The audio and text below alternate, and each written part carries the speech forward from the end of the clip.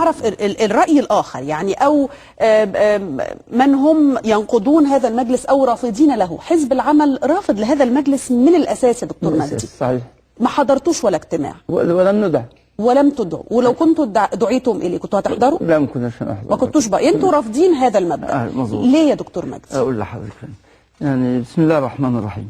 حقيقي احنا من البداية مع ان السلطة تنتقل من السلطة العسكرية الى سلطة مدنية، وان يكون هناك مؤسسات للدولة، وان المجلس العسكري حدد منذ البداية 6 شهور الى 8 شهور ان هو ينقل فيها السلطة الى سلطة مدنية منتخبة.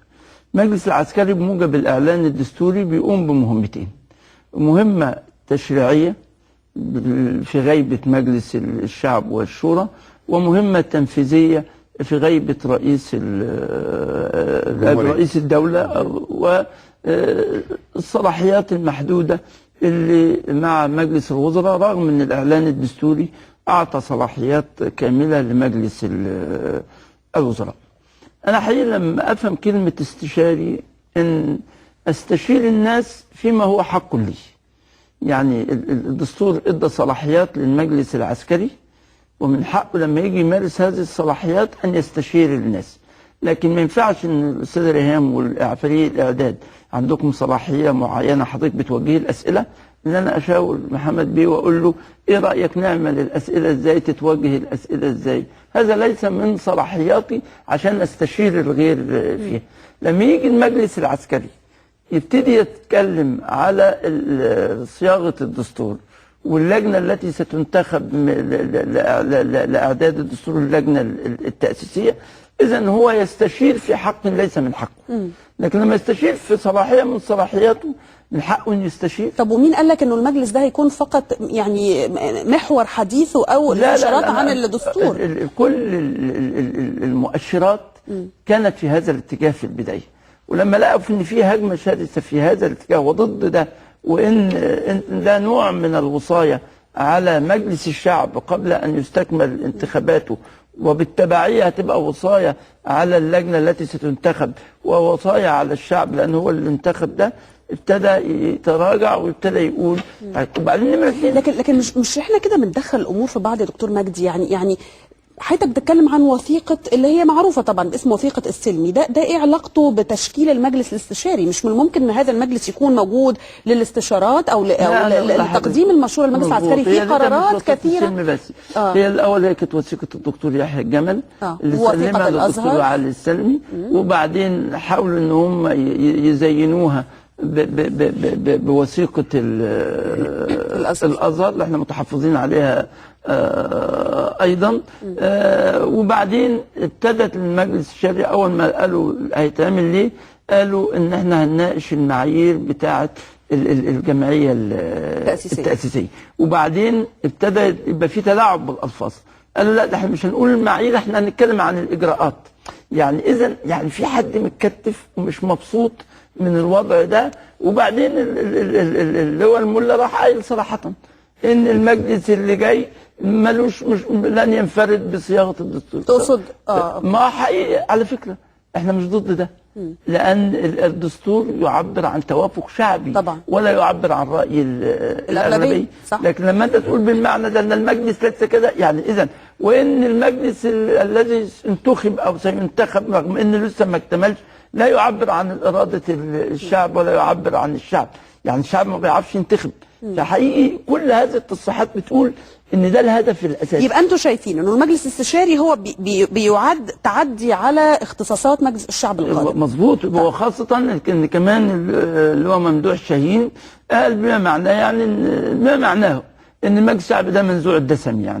يعني اولا ليس من حقه تشكيل الحكومه وتعظيم سلام لهذا. كنا لسه شغالين تبع دستور 71 وطبقا للاعلان الدستوري نحن نحترم الاعلان الدستوري، لكن لا يمكن ان نخالف الاعراف السياسيه.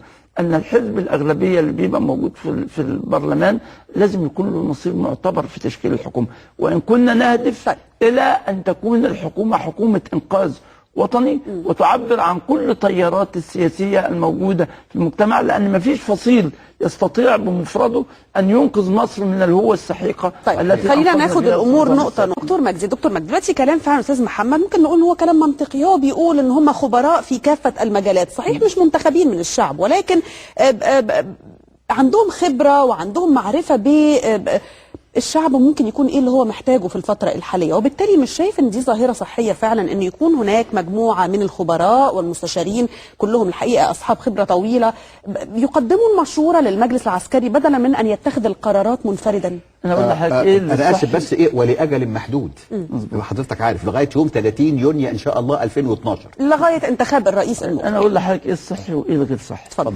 يعني لما نقول حزب العمل لم يدع، حزب العمل شارك في التمهيد للثوره وارهاصات الثوره بجريده الشعب التي اغلقت منذ 10 سنوات، والحزب الذي جمد نشاطه بلجنه الحكوميه لجنه شؤون الاحزاب منذ 10 سنوات، رغم هذا لم يمتنع عن السحب وما زال يعاقب بممارساته ضد النظام السابق حتى الان. شايف ان عدم دعوتكم ده عقاب ليكم؟ لا يعني عدم دعوتكم للناس الشيء ده عقاب ليكم. أجهزة لها تقارير بتمنع المشاركة، لكن ليست هذه هي قضيتنا. أنا زي ما قلت وأؤكد على تفضل به الأستاذ محمد إن هذه الاستشارة غير ملزمة، لأن الاستشارة دي بيبقى أنا عندي صلاحيات بموجب الدستور، تبقى أريحية مني أن أستشير الناس وأستنير بها، أخذ بها أو لا أخذ، لأن الدستور مديني هذه الصلاحية. لكن نيجي للمثال اللي أنا ضربته في الأول وبقول المثال اللي قاله تفضل بيه محمد بيه، إن هو تحديد الحد الأدنى للأجور والحد الأعلى للأجور. دي مهمة مين؟ بموجب الإعلان الدستوري مهمة الحكومة. اللي يستشير هنا مين؟ اللي عنده هذه الصلاحيه من الحكومه وليس المجلس العسكري. فعشان بس تبقى يعني كنتوا تبقوا راضيين لو كان هذا المجلس الاستشاري مجلس استشاري للحكومه كان ده مقبول بالنسبه لكم؟ طبعا من حق الحكومه ان تستشير اهل الخبره وتستعين بيهم، وللمجلس العسكري ان يستشير ايضا فيما هو له حق. لكن هو المجلس العسكري الا يقوم الان بدور رئيس الجمهوريه؟ لا لكنه لا يقوم بدور الحكومه. انا عندي الاعلان الدستوري اهوت بيقول يتولى مجلس الوزراء والوزارات السلطه التنفيذيه، ايه؟ الاشتراك مع المجلس الاعلى للقوات المسلحه في وضع السياسه العامه فقط، وبعدين تنسيق اعمال الوزارات، اصدار القرارات الاداريه والتنفيذيه اللي منها الحد الاعلى والحد الادنى للاجور، اعداد مشروعات القوانين. ده اللي بكل ده دور الحكومه. ما ينفعش ان المجلس يعني المجلس ثانيه واحده، المجلس العسكري النهارده مالوش صلاحيات ان هو يدير البلاد او يصدر قرارات؟ ماده 56 مديه صلاحيتين، الصلاحيتين دول المفروض ينتهوا بانتخاب مجلس الشعب. الصلاحيه الاولى هي صلاحيه التشريع، الصلاحيه الثانيه اقرار السياسه العامه للدوله. نيجي بقى للصلاحيه الثالثه اللي هي تعيين اعضاء المعينين في مجلس الشعب. من حق المجلس العسكري، من حقه انه يستشير الاستاذ محمد انتوا نعين ال10 مين، لان دي من حقه، دي من صلاحياته، لكن ليس من حقه ان هو يشير ان هو يتدخل في الاجراءات او المعايير الخاصه بانتخاب الجمعيه التاسيسيه، لان هذا حق اصيل لمجلس الشعب. انا استشير فيما هو حق لي. تمام. اما ما خارج هذا الحق لا استشير. تمام. يبقى اخيرا برضو دكتور مجدي انت بقى تقرر ان انت تنضم لهذا المجلس الاستشاري اذا دعيت اليه يعني لا هو خلاص او انت هو في المجلس الشعبي تعترف باهميته. انا حقيقه انا اقول ان انا احترم الاعلان الدستوري، وانا كمان لا انكر ان هناك هواجس متبادله.